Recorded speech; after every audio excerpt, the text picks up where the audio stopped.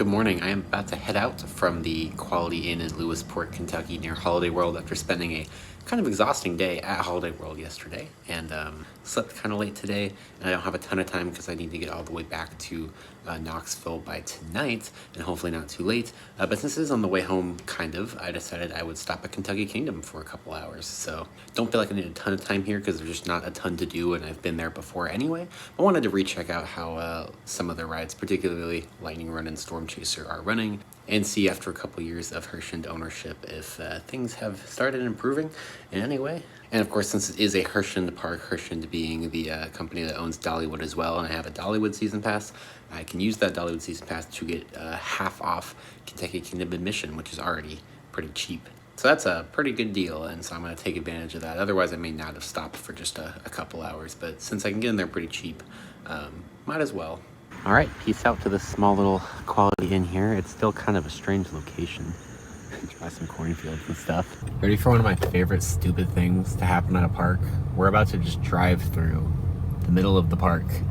You can see there's just crossing guards there. Yeah, that was a very smooth, very nice drive. It ended up being a little bit less than an hour and a half from the Holiday World area here to Kentucky Kingdom. That is one thing I'm really jealous about, you know, kind of this area of Midwesterners and even Northeasterners in their own right. Is where I live, Knoxville. I'm lucky to have Dollywood as a home park and some other parks that are, you know, easily drivable, but they're like, you know, it's 4 hours to Carowinds, 3 or 4 hours to Six Flags Over Georgia and Area Force down there. We don't quite have what the Midwest and Northeast have. Sorry, Lightning Red's going and it looks incredible. I'm so excited. But we don't have this like super quick, like an hour and a half just jump between parks like you can do up here. It's very, very nice, very cool. So like I said, I'll be using my Dollywood season pass holder discount that allows you to get 50% off at the other Herschend parks, Kentucky Kingdom included. Oh, and parking is $12 here, which is quite a bit cheaper than you would get at a lot of other parks. It just kind of threw me off. I like pull up to the parking toll. I was like, oh, I do have to pay to park because of course Holiday World has free parking. When I go to Dollywood and Carowinds, my season passes include parking. So it's been a long time since I've had to pay for parking at a park. But $12, not bad at all in my opinion. For those of you that are unfamiliar with Kentucky Kingdom, this park is incredibly weird. So it actually shares, it's actually part of the Kentucky Exposition Center, Fairgrounds, whatever the heck they are. As you can see, it's all like a big shared parking lot. There's the actual building over there. And here's Kentucky Kingdom right here to the left. So it's definitely a strange setup, but interesting nonetheless. For any of my older Dollywood fans, here's the old Festival of Nations globe. It has been sitting here for at least 2 years now. I don't know why. It is kind of unfortunate that the sidewalk right by where you park and the walk into the entrance is where they decided to place all of their junk right up against the fence, kind of a junk storage area. But at least it's got some cool views of Lightning Run, in my opinion, the best ride in the park. I'm gonna take advantage of that, get some off-ride footage of Lightning Run from here, and then I'll head on to the front gate and see what this discount process is like. So it's past noon right now. I also had forgotten about the time change. Holiday World's in Central Time, and here, Louisville area, Kentucky Kingdom, we're in Central Time now, or Eastern Time, sorry. We went from Central to Eastern. I've always thought it weird that Louisville's on Eastern Time. Doesn't really make any sense to me, but the time zone lines be the way that they be. So I would say it looks like it's going to be a pretty busy day today with this parking lot all filled, but I believe there's also an event going on inside the convention center today, inside the expo center. So there's actually really no way to judge how many of these people are actually here for Kentucky Kingdom. I doubt we can use the self-serve ticketing machines, but I'm gonna at least check here. No admission. Don't think so, so I'll have to go to the counter.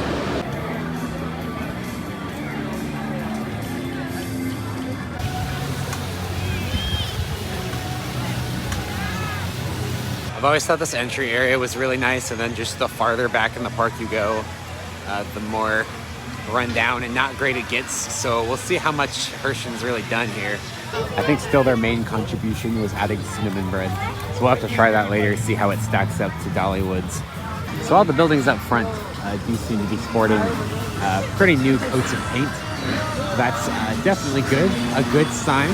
I'm gonna head up to the back section of the park now. Basically, there are literally two sections, as I alluded to by the road cutting through the middle. It is pretty loud here compared to a lot of other parks, especially after being at Holiday World yesterday. It's loud. But yeah, you got this front section I was just in by the front gate. Then you take this pedestrian bridge or the crosswalk across the road to the literal back half of the park. It is literally split in half by a road. So here's that bridge that we're crossing now. It is a little long, so it's definitely faster to use the crosswalk, but the bridge just feels nicer. It's weird. So there we go. Lightning Run's the only major coaster in the front half. And this road does seem to have been repaved recently. I know at one point there was a proposition put out to have this road removed or rerouted so that they could put an attraction or several attractions in the spot and, you know, unite the park as one piece. But that came out a couple years ago, and I haven't heard any further discussion, so I assume those plans fell through.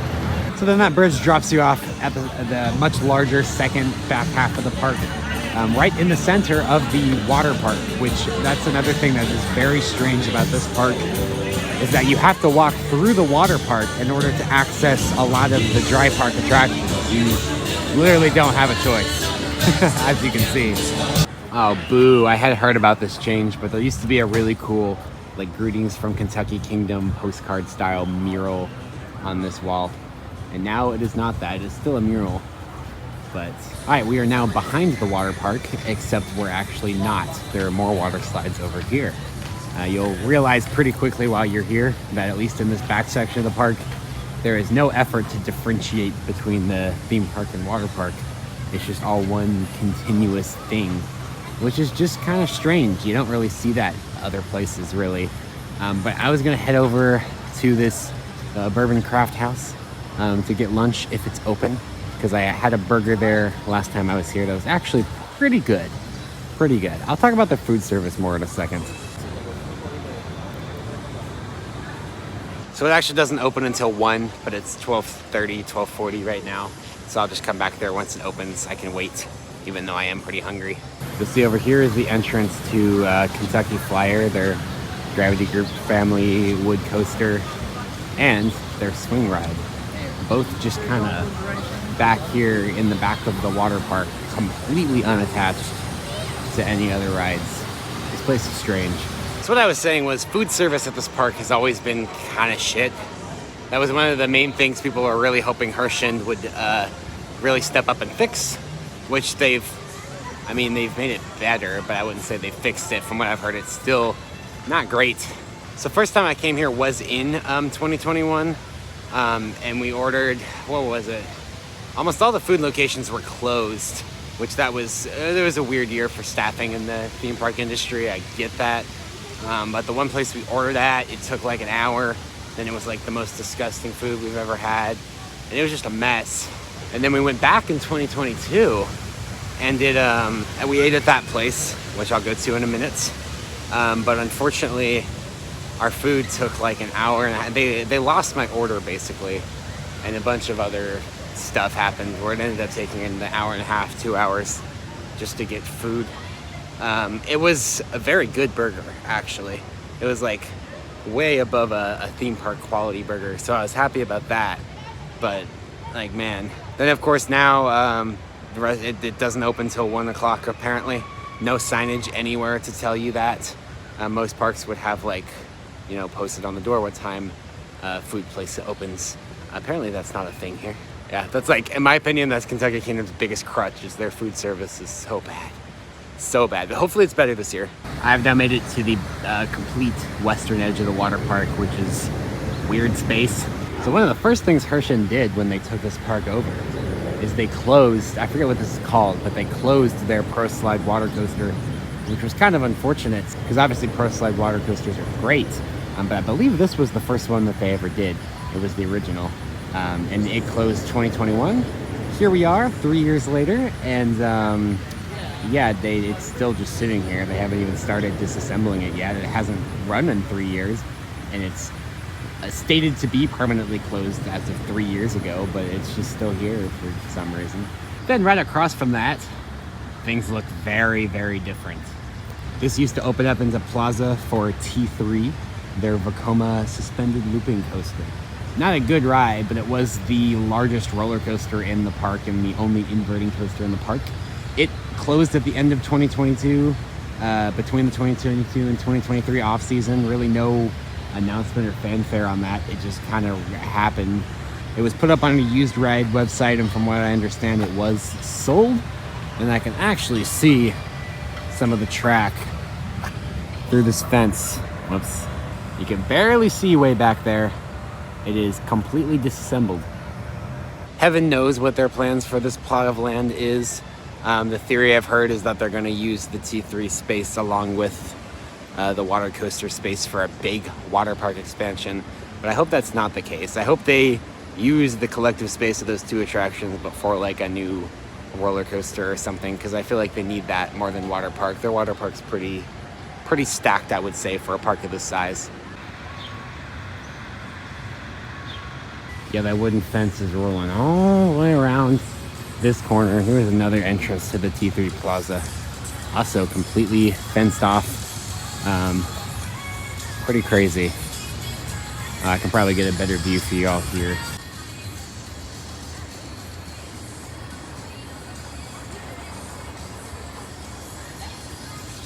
So this is Raging River Rapids, or Raging Rapids River Ride. It's their River Rapids ride.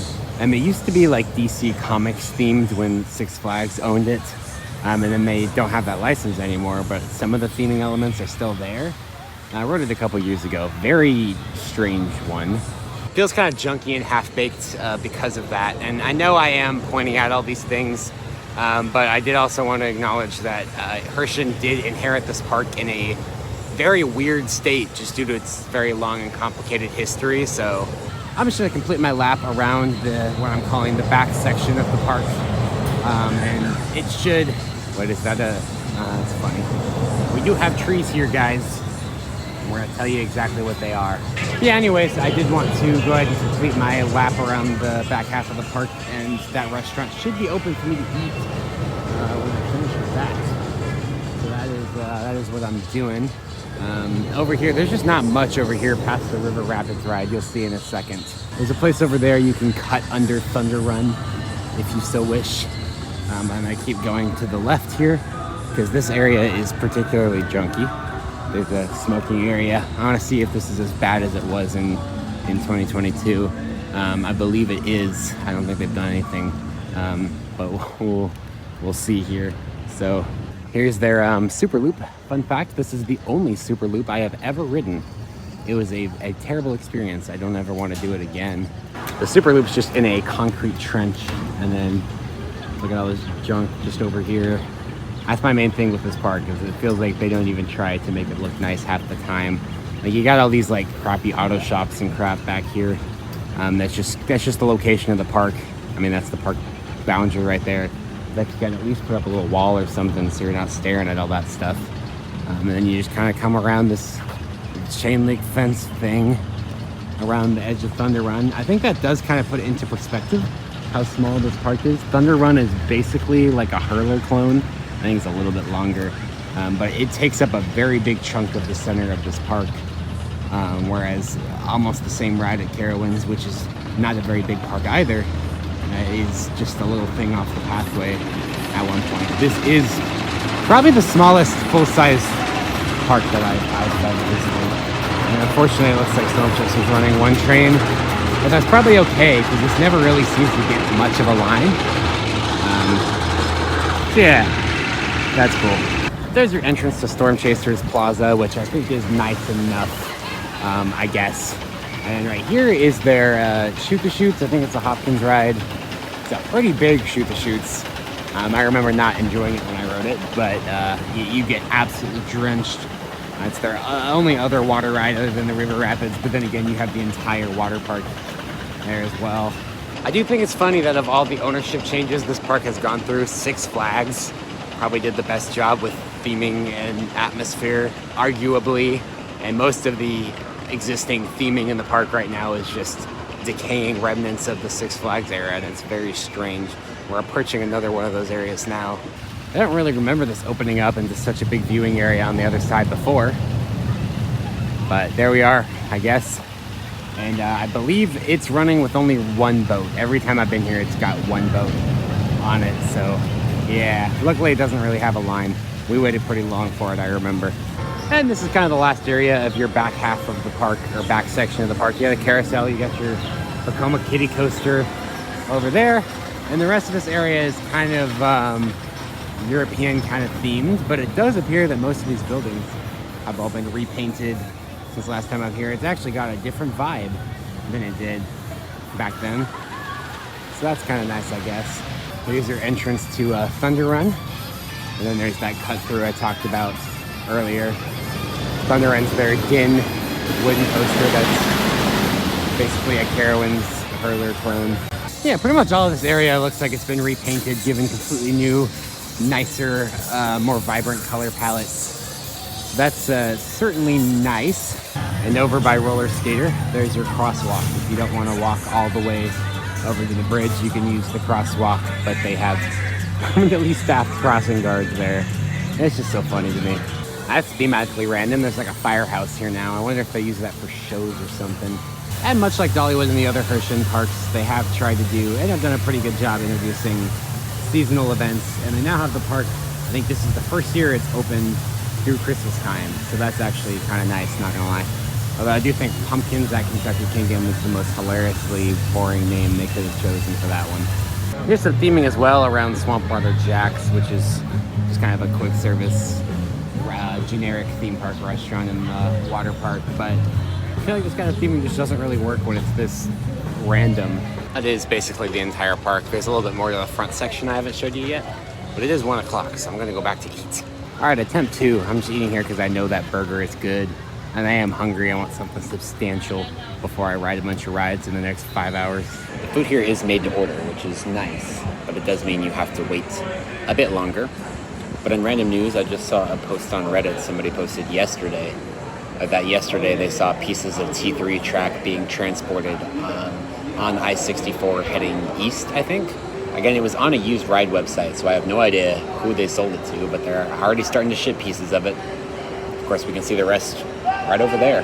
All right, it still took a little while, maybe about 25 minutes, but look at that. Got a onion jam burger with garlic fries. Oh yeah, that's the best theme park or amusement park burger I've ever consumed. It's so good. All right, that was a very filling meal. I'm pretty stuffed now, so I probably shouldn't jump right on an intense ride. I guess I'll go ahead and take y'all around the front section of the park I didn't show you yet.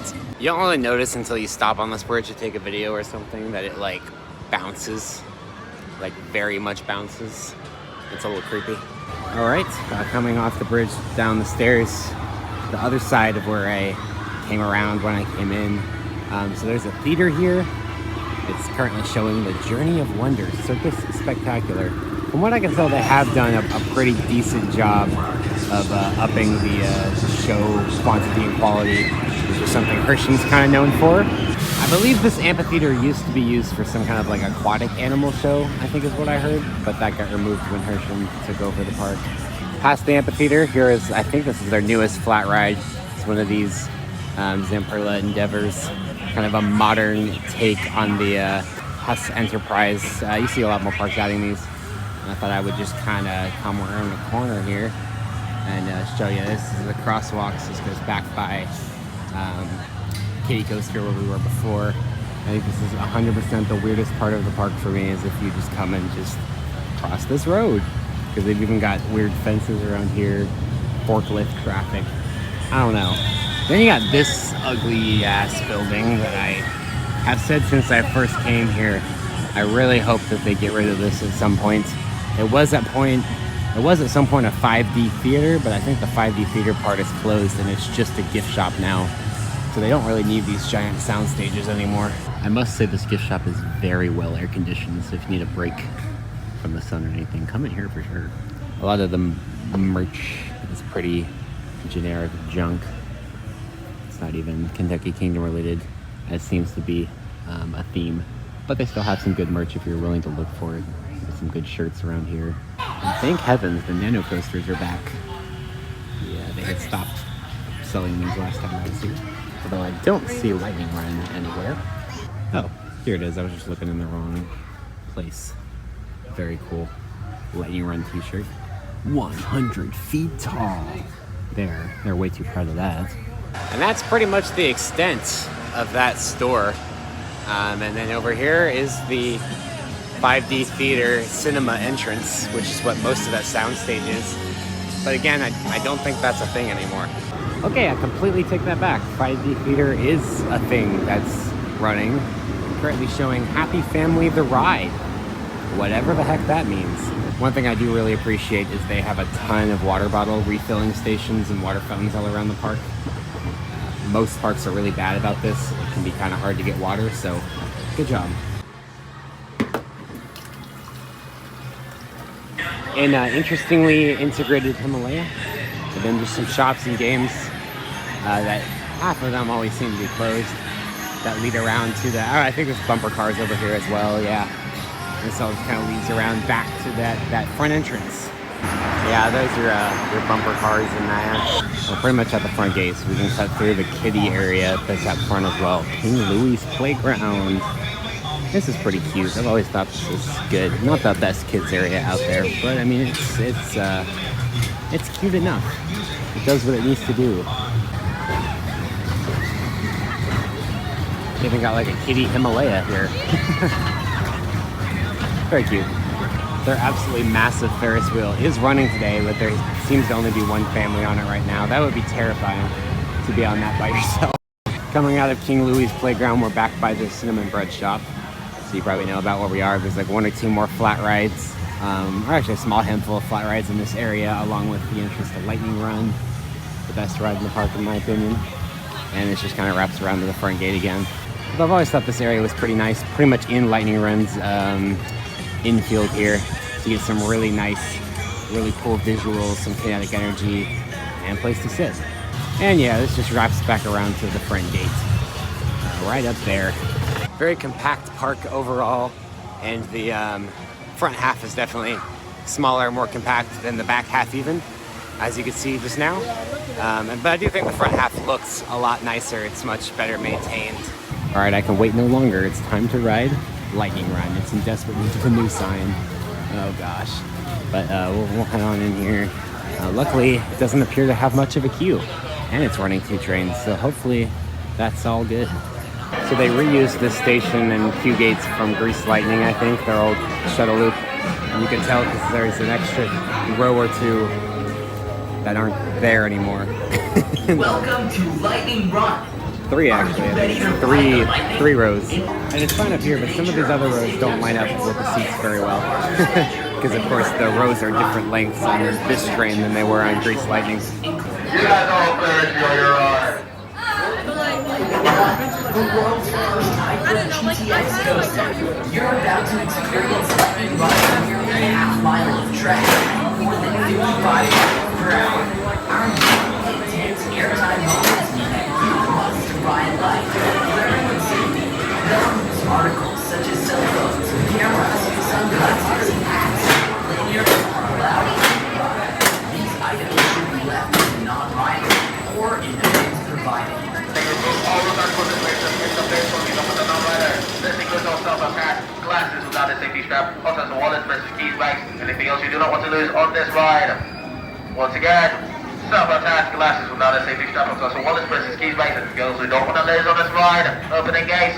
And once you do get seated, please ensure that you buckle up your seatbelts. Do not pull down the lap bar. Once again, buckle up your seatbelts, but please do not pull down that lap bar. Closing gates. Please stand clear.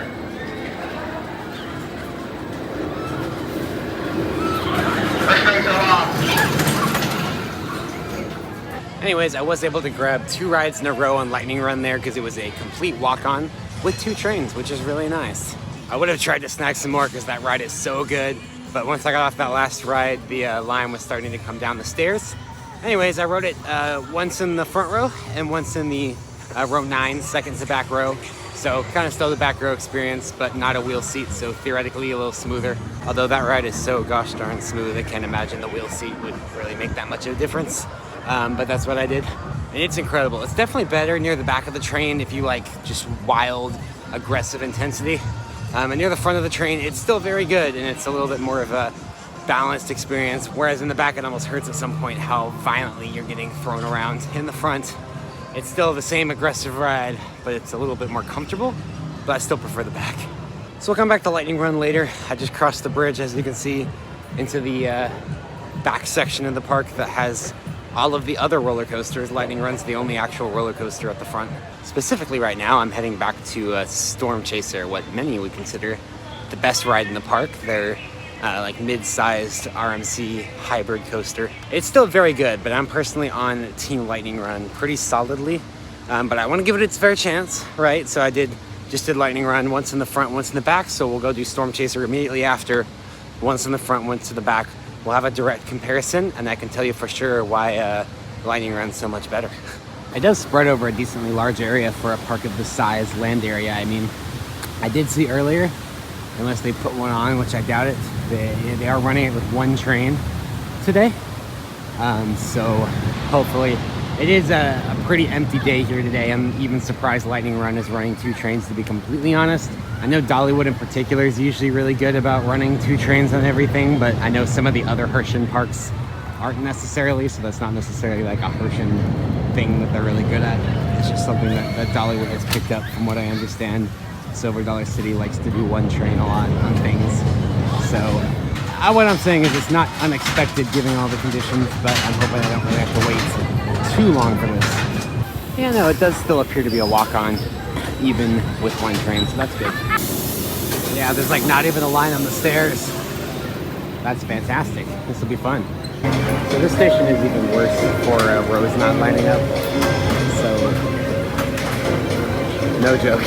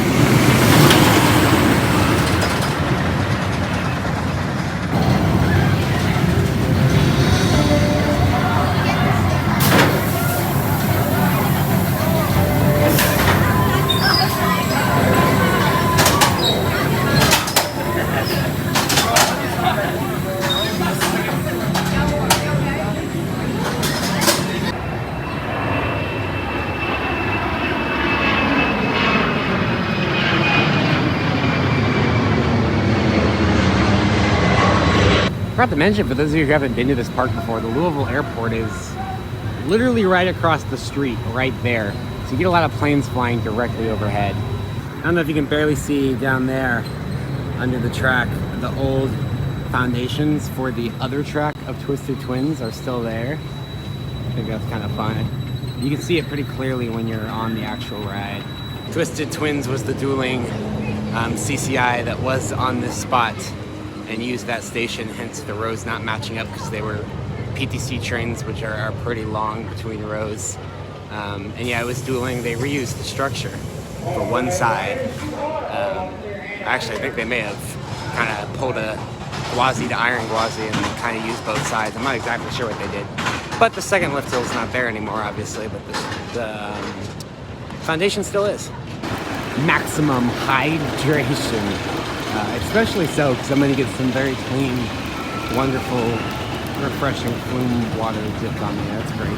A lot of empty, abandoned, unused looking buildings in the Storm Chaser area. So that's a little strange. They've certainly done a lot of work in repainting buildings and stuff, but there's still a lot to be done for the appearance of this park to bring it up to standard with the other 3 Herschends. But aside from that, the ride, Storm Chaser, it is addicting, I'll give it that. And it is longer than Lightning Run, so I'll give it that as well. But I would still say Lightning Run is better, just more aggressive airtime. It's much smoother, still very smooth, but Lightning Run is like impossibly smooth. It's maybe the smoothest coaster I've ever been on, pretty close up there. It has the inversions and there's some structure weaving a little bit that's a little fun, but Lightning Run overall I think offers a more aggressive transition between elements. Storm Chaser has aggressive elements, but it kind of gives you a second to breathe between everything. Lightning Run really doesn't. And that's what I like about it. I forgot, over by the crosswalk between the 2 areas, they have this little Ace timeline billboard with some somewhat randomly chosen at points milestones in the coaster industry. Most of them make sense, like Matterhorn, Inversions, Coney Island Cyclone, sure, Magnum, but then for some reason Millennium Force is not here, but the reopening of Kentucky Kingdom is. So, still cool though. I wish more parks had history things like this. All right, let's ride the kiddie coaster. Why the heck not? Roller skater. It's a Vekoma one. These are honestly the best ones.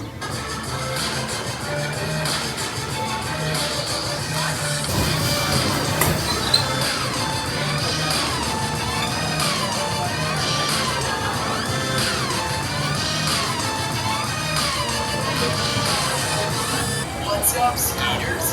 Are you ready to take a lap around the rink and show off your footwork?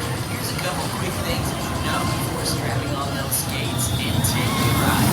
Skaters must be a minimum of 56 inches tall to ride alone, or 36 inches tall and up must be accompanied by a supervising companion.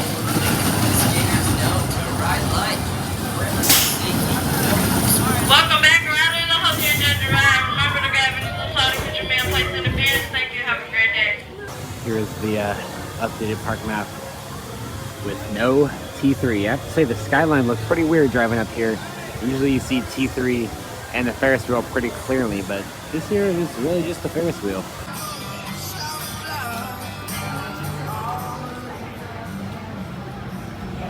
This is the only part of Kentucky Kingdom where you're kind of in the woods for a second.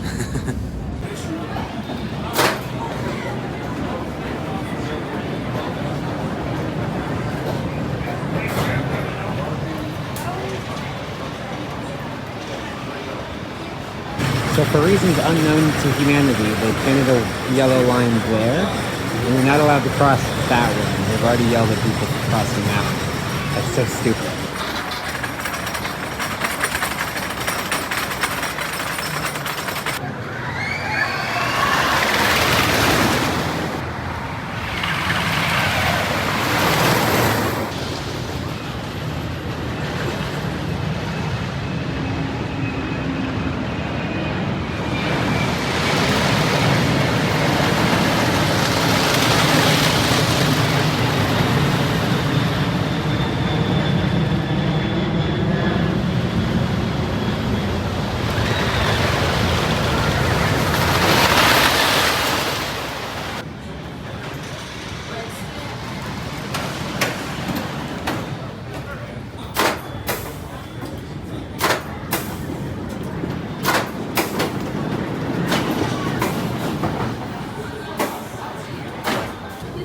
Yeah, no, unfortunately the Legend is much better. Sorry. So say whatever you want. This is not the Legend. At least this whole area of the park looks very pretty. But this ride runs like crap. Okay, I thought it might be a little better in the front of the train because I remember it being at least half tolerable in the front. But no, it's pretty much just as bad in the front now. It's so much worse than the last time I rode it. Gosh, I don't know when the last time this thing's gotten any major retracking is, but like, it needs a lot of retracking like now, or it needs to go. Like, my gosh. There's some okay airtime pops on there, but you really can't enjoy them, because then you get immediately hit by a rough spot that's so jarring that it feels like it's gonna break your spine. Yeah, just like, I think I would rather ride Hurler, and that's saying something. I ride Thunder Run almost every time I'm here just to try to make myself like it. I really want to like it. It's a cool looking ride. I like that it's kind of in the woods. It's like the only ride here that's really in the woods. It's got a really cool vibe around it. Holy crap, freaking all the airplanes here from the airport. But yeah, no, it's got a really cool vibe and everything. And I really do enjoy a really well executed wood coaster. That's just not a well executed wood coaster. It's a really bad one. With T3 now gone, we now only have 5 roller coasters at this park, which makes this the smallest Herschend park in terms of number of coasters, because Wild Adventures has 6. And then I think Silver Dollar City has 7 or 8, and then Dollywood has 10. And those are the 4 Herschend parks. So this one has the least number of coasters now. At least they have much better standouts than Wild Adventures does. I haven't been to Wild Adventures, but I already know just from looking at their lineup, it's not going to be as good as Kentucky Kingdoms. So anyways, I've done 4 out of the 5 now, so let's go do the 5th one. Kentucky Flyer, a Gravity Group family wooden coaster. It's a very pretty looking one with the white support structure, brown track, and red handrails. While you do have to walk through the water park to access some of the other coasters, this is, I think, the only one that the entrance is just straight up in the water park. And it's definitely some weird stuff. You know, they have some land restriction problems here. That's a lot of it, but still. Got the test seat pretty far out here. Of course, this has got the Gravity Group timber liners. Oh, I hope the actual trains aren't coming apart like that. That would be unfortunate. So let's go ahead and do it. So it looks like these posters have finally been replaced in the key line. It's not really theming, but these were so faded up until pretty recently that you couldn't even hardly read them. So they've been replaced at some point. And happy to see Kentucky Flyer running with 2 trains here. That's very nice. It's just it in Lightning Run today. Do not pull out your cell phones or you might get ejected from the kingdom. My God. Oh, do you remember that girl that got ejected? Because she had a phone in her mouth.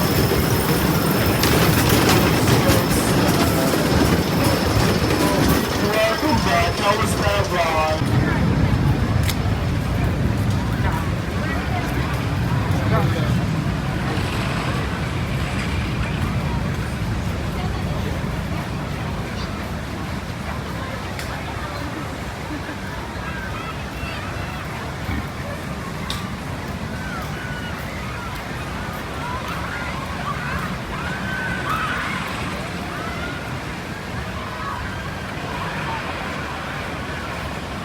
You know how I said I enjoyed a good wooden coaster, but Thunder Run was not that? Well, Kentucky Flyer is that somehow. Well, if you look back there behind Deepwater Dive, you can see more T3 track lined up back there. I'm gonna see if I can get a slightly better view down here, maybe. Yeah, there's a lot of track and supports back there. I'm definitely not fully clothed walking through the water slide lines to get videos of coaster track. So it does look like they're getting ready to pack it up and ship it somewhere. They got the shipping containers there and some of the track.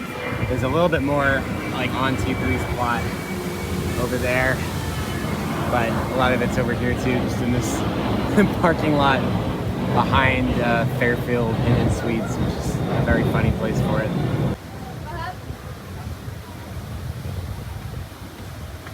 Anyways, Kentucky Flyer is not as smooth as it was the first time I rode it, but it's still absolutely fantastic. A great family coaster, unironically way better than Thunder Run, like not even close.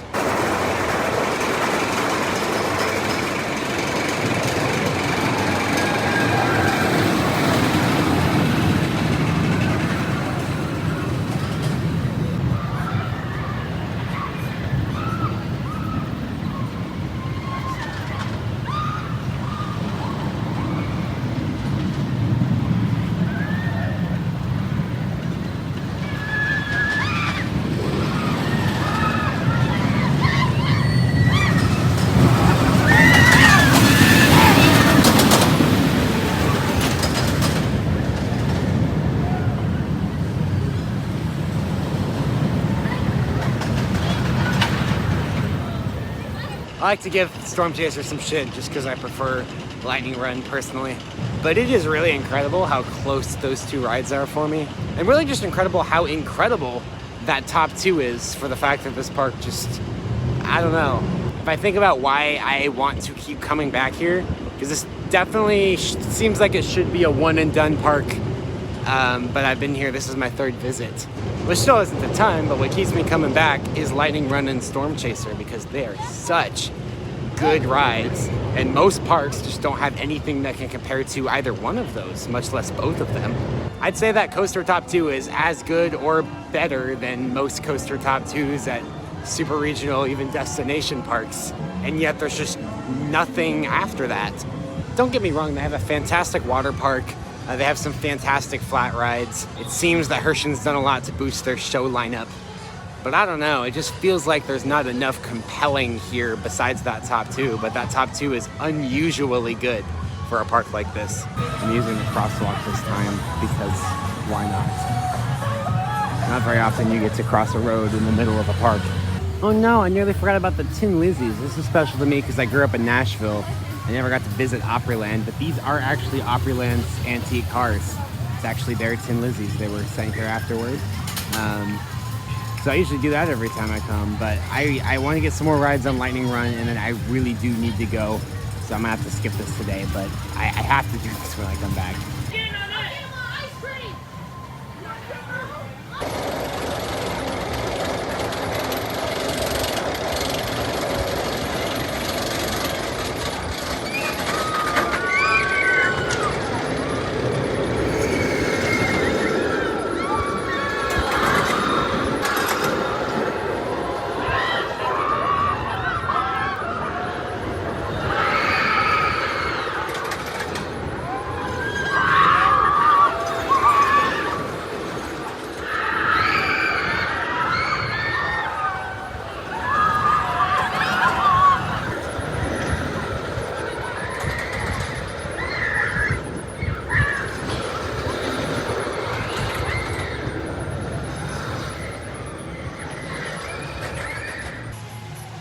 So good, so good. Although I did ride on a wheel seat that time when it was a little bit vibraty.